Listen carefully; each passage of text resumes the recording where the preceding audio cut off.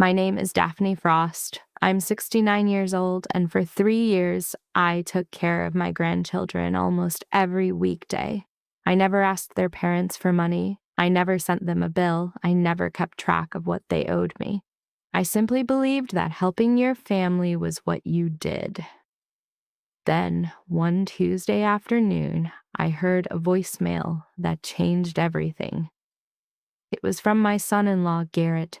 He wasn't calling me, he was trying to reach my daughter. But because of an old call forwarding setting on my phone plan, the message came directly to me. I was standing in my kitchen with a pot of pasta boiling on the stove. My 7-year-old granddaughter, Marley, was sitting at the table doing her spelling homework. I pressed play. At first, I thought Garrett was talking about work. Then I heard words that made my hand stop moving. Petition for guardianship, temporary conservatorship. Once we have the letters, we can access the accounts. And then we can put Bellevue on the market. I didn't breathe.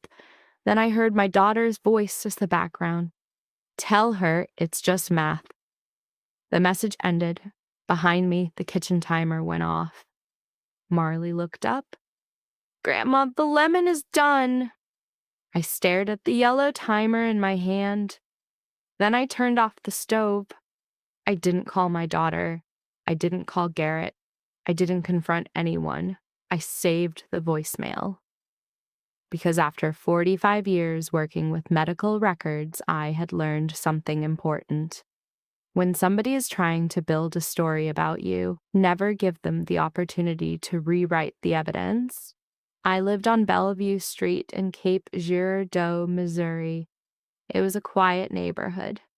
My front door had a screen that stuck every summer, and there was still a faded handprint on the glass from when Marley was little.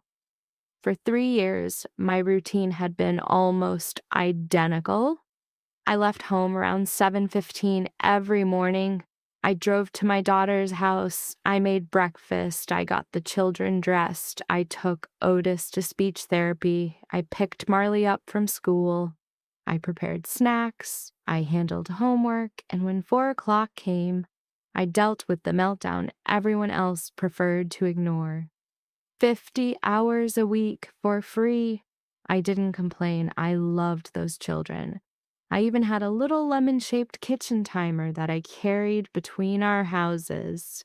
Marley couldn't understand what 3 minutes meant. She understood the lemon. 3 minutes for brushing her teeth. 3 minutes to put on shoes. 3 minutes sitting quietly when she hit her brother. It became part of our routine. I never asked to be paid, but I did ask for one thing. If they were going to be late, they should tell me. At first, Colleen always did. Then she stopped. No argument, no explanation. The messages simply disappeared. Looking back, I should have noticed sooner.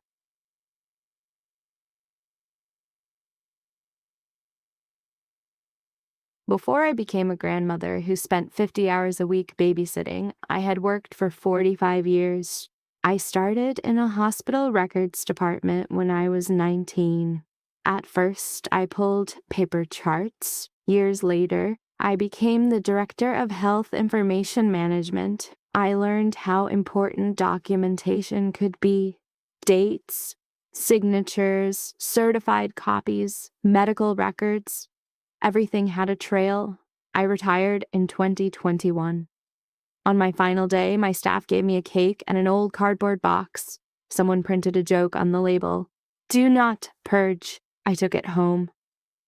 Over the years, I filled that box with things I thought I might need someday. My birth certificate, my divorce papers, my house deed, old family documents. I didn't know then that the box would eventually contain the most important document of my life.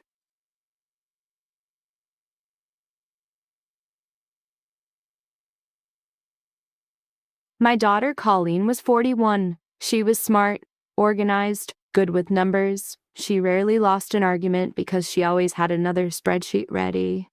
Her husband, Garrett, was 43 and managed several equipment dealerships. They had recently built a large new house, 4 bedrooms, a bonus room, a beautiful mudroom, and a construction bill that had grown much larger than they expected.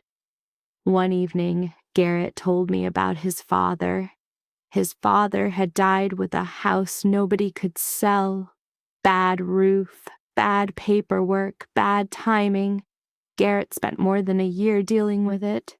He told me, "I'm never going to be the guy holding the bag again."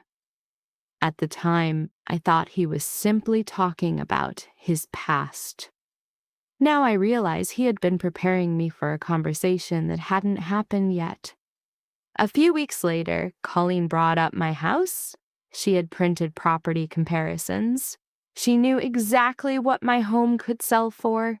She even knew the size of a small apartment they wanted me to move into. "You could sell Bellevue," she said. "Move closer to us. No yard. No property taxes. No stairs." I smiled. I like my stairs. She didn't argue. That's what worried me. My daughter had always argued when The next morning, I drove to the phone store. I wanted to understand why Garrett's voicemail had reached me. The account was mine. I had paid for the family plan since 2011, and Colleen's number was still connected to it. The employee pulled up the settings. Call forwarding had been active since 2023, when Otis had spent almost a week in the hospital. Colleen had wanted the school and doctors to reach someone if she couldn't answer. That someone was me. She had never turned it off. I asked for a print copy. Then I drove home and listened to Garrett's voicemail again. This time, I wasn't shocked. I was looking for details. He had mentioned a lawyer named Whitman, a guardianship petition, a temporary conservatorship, my accounts, selling Bellevue, and October 1st. I wrote 3 things on the back of an envelope: Whitman, Ridgeline, October 1. That was all I had. But after 45 years around records, I knew something important. One document usually leads to another. 3 days later, I went to Colleen's house. I acted normally. I helped Marley with homework. I made Otis a snack. I reminded Colleen about his speech appointment. Then I heard her say something that made me stop. "Grandma gets confused sometimes," she said it lightly, almost like a joke. Marley didn't react. But 3 days later, while coloring under the kitchen table, Marley repeated the exact same sentence. "Grandma gets confused." She wasn't being cruel. She was 7. Children repeat what adults say. That was when I understood. The sentence wasn't meant to hurt me. It was meant to become familiar. If enough people heard it often enough, eventually nobody would question it. Not even a judge. At the next family barbecue, I met the woman from Ridgeline Senior Transitions. Her name was Delea Puit. She told me about her own mother and explained how families often waited too long before moving an elderly parent. "Everything is easier when we start before we have to," she said.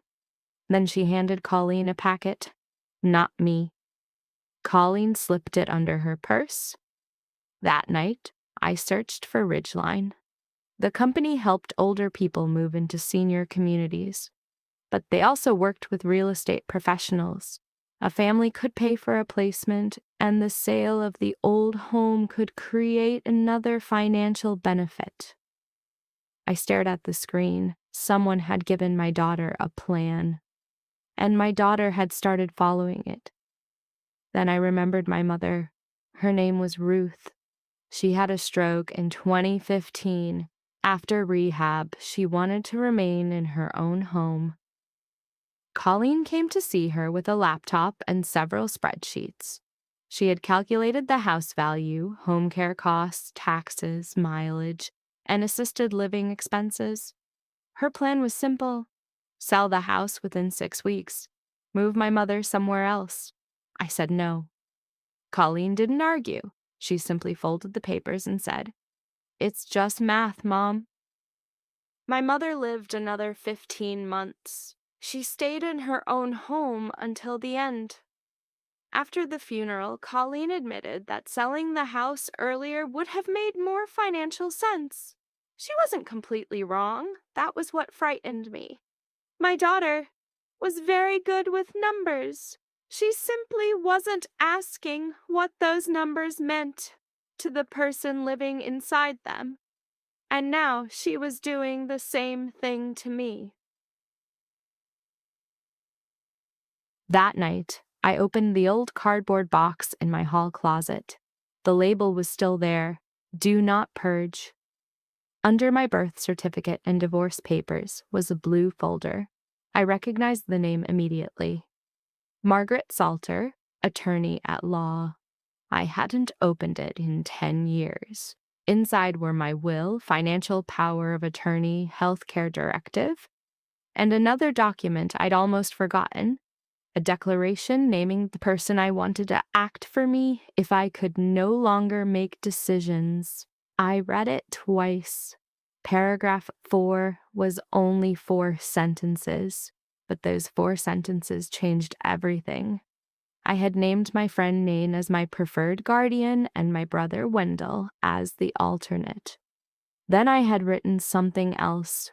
My daughter, Colleen, was not to serve as my guardian or conservator. Neither was her husband. I had signed it in 2016. 2 witnesses had signed it. A notary had certified it. I had made the decision while I was completely competent, and I'd never told anyone, not even Colleen. I had hidden it because I hoped I'd never need it. Now I understood why I'd written it. The next morning, I called Margaret. She remembered me immediately. I told her about the petition.